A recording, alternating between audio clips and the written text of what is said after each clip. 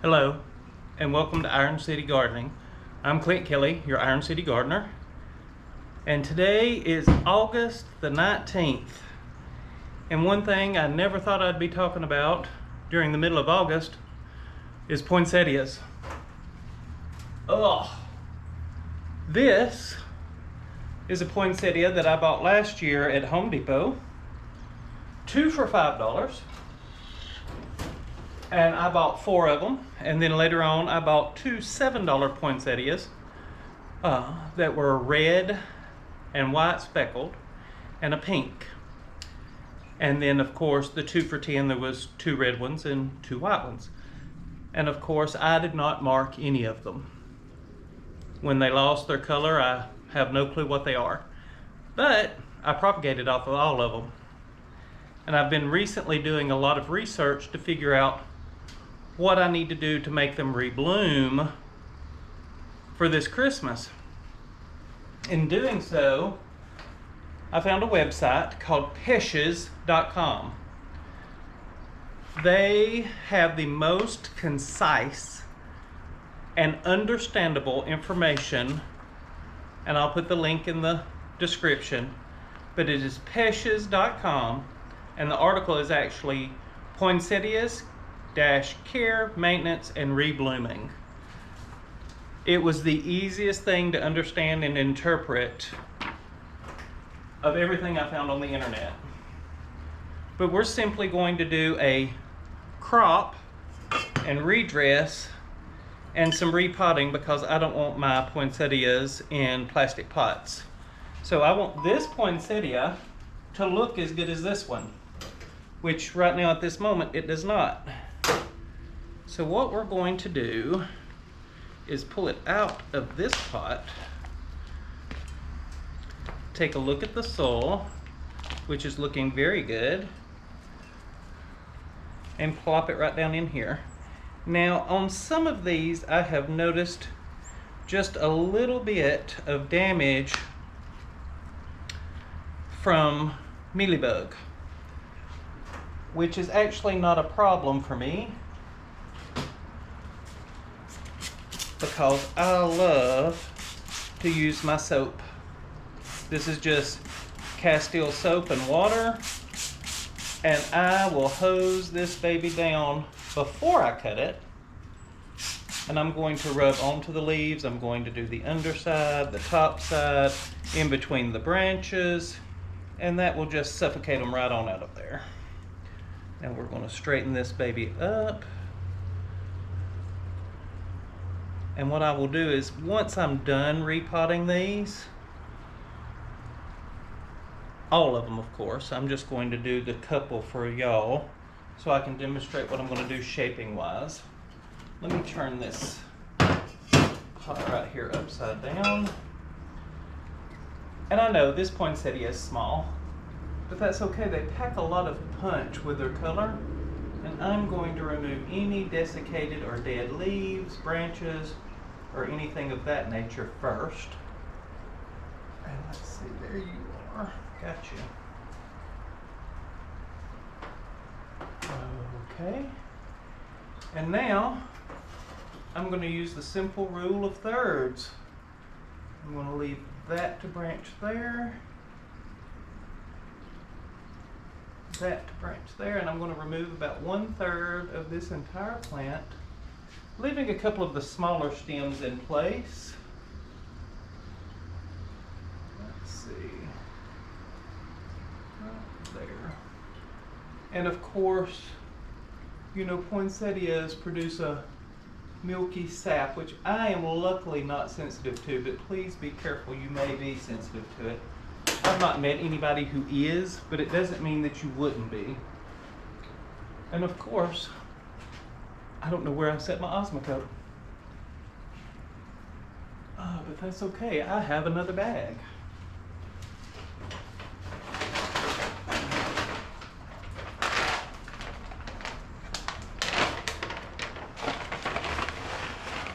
So we're just going to go ahead and top dress that with Osmocote. And I'm going to go fairly heavy because they are heavy feeders. And even though I'm not going to do it right now, I will give them some fish emulsion. This is concentrated fish emulsion. I put 2-3 of these pumps in a gallon of water just about every time that I water these poinsettias, just because they need a little bit of food all the time. And there you have it. One repotted. Let me do that for you once again.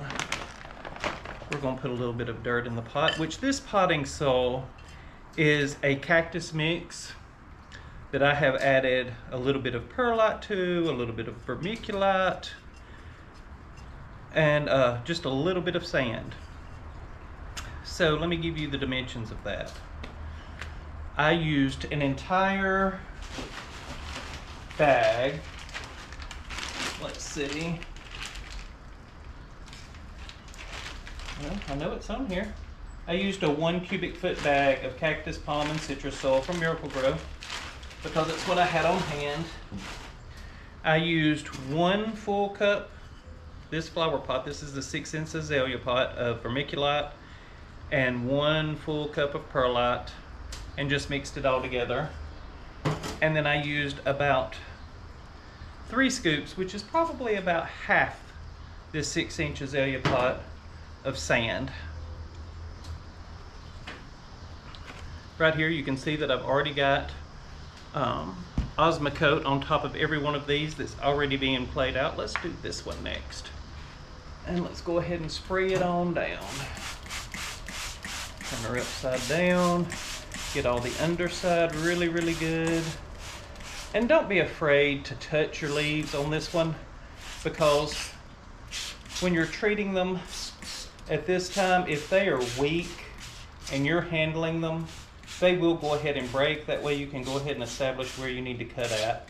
If it's a weak branch, you need to know now.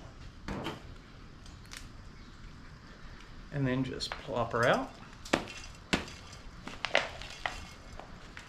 And you can tell that these pots are pretty much the same size as what I had them in, but I want to go ahead and transfer them to this because we will soon be going outside. The large plants that I have are already outside. I just moved them out there about a week ago. So now we've got that potted in firmly, not covering up anything that I didn't already have covered up.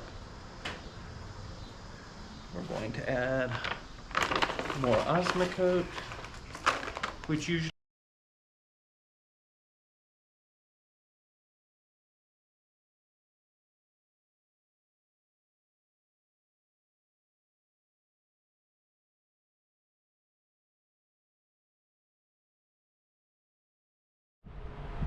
you have to love technology until it doesn't do what you want it to do. My camera got a little hot, so we had an interruption in flow there. So I will do one more.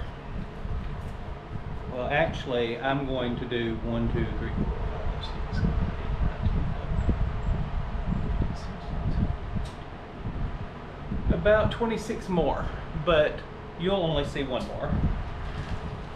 So we're just going to plop it out of the pot. Plop it in its new pot.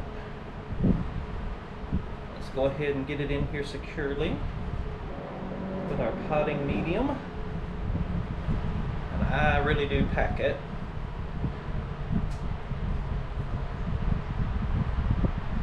And once I do, let's go ahead and spray this one down, even though I don't see one single mealybug on this one.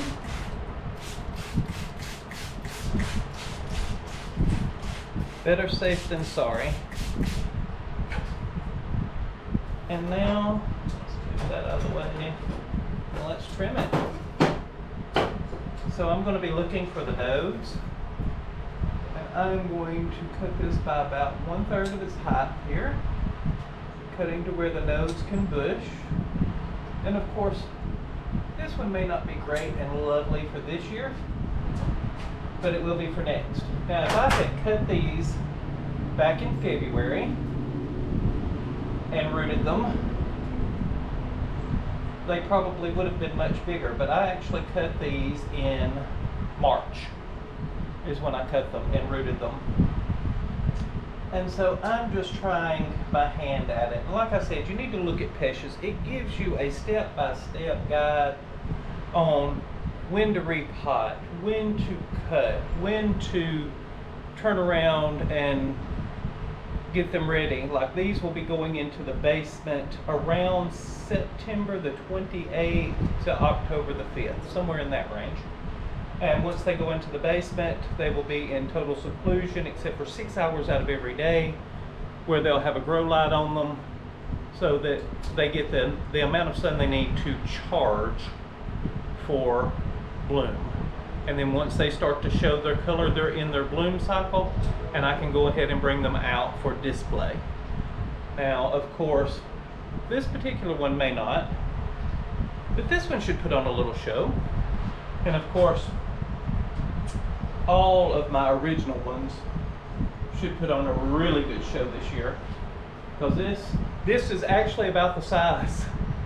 They were a little bit bushier when I bought them 2 for $10 at Home Depot. Of course, you know, they had the beautiful red paper up around them, so they looked much fuller and everything. Then when you peeled them back, you were like, oh, it's just a little stem. Well, this is what you get if you keep it from year to year. So hopefully this will become a series that we can keep up with for year to year, and that way we can walk through it every single time together. I'm your Iron City gardener, Clint Kelly. I hope that you are liking and subscribing. If not, that's fine too.